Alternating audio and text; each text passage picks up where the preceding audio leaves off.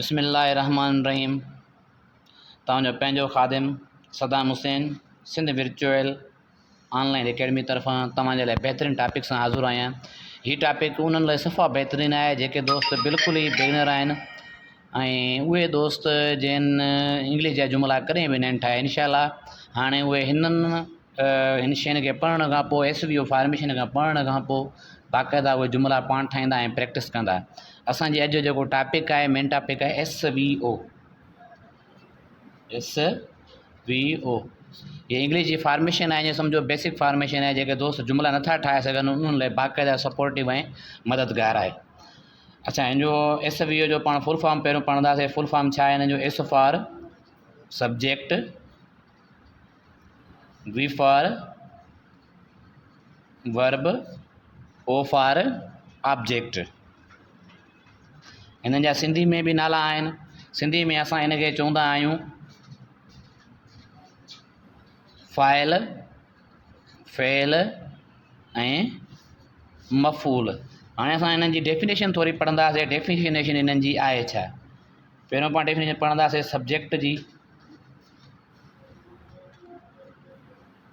A person or thing, a person or thing that is described in a sentence.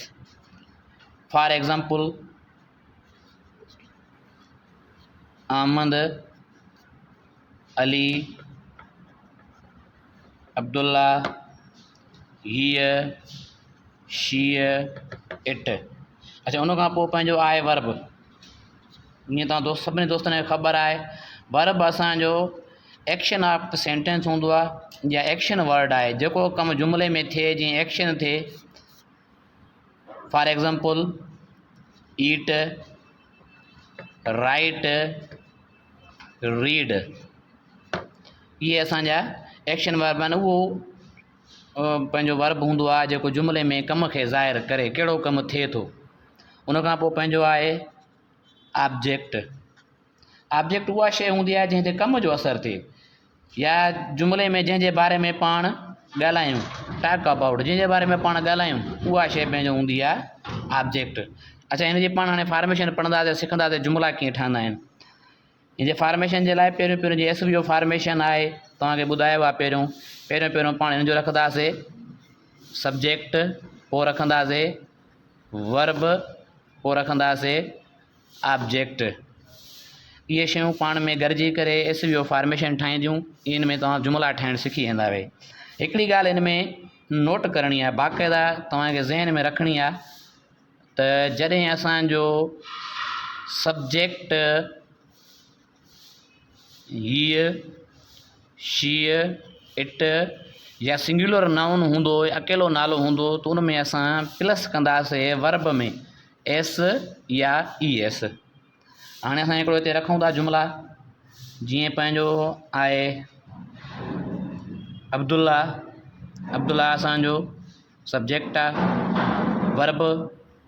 Verb रखूंसि था Abdullah play, object रखूंसि था cricket. या लिखूं पाण ज़ामिन right a letter. हाणे हिन में थोरी ग़लती आहे। उहा ग़लती कहिड़ी आहे त असां वर्ब में S या ES प्लस न कयो। छाजे करे? जॾहिं असांजो सिंगुलर नाउन हूंदो त पाण उस में पोइ S या ES लाज़मी प्लस कंदा, न जुमिले जी माना ग़लति थी वेंदी। जेकॾहिं सपोज़ अगरि पाण ते लिखूं था अब्दुल्ला एंड ज़ामिन, हाणे हे थी विया ॿ नाला, माना प्लूरल नाउन थी विया। प्लूरल नाउन हूंदा त पोइ उन में असां S या ES न हणंदा आहियूं। पोइ लिखंदासीं राइट अ लेटर। इहो सही आहे, असांखे हिन में S या ES हणण जी ज़रूरत न पवंदी।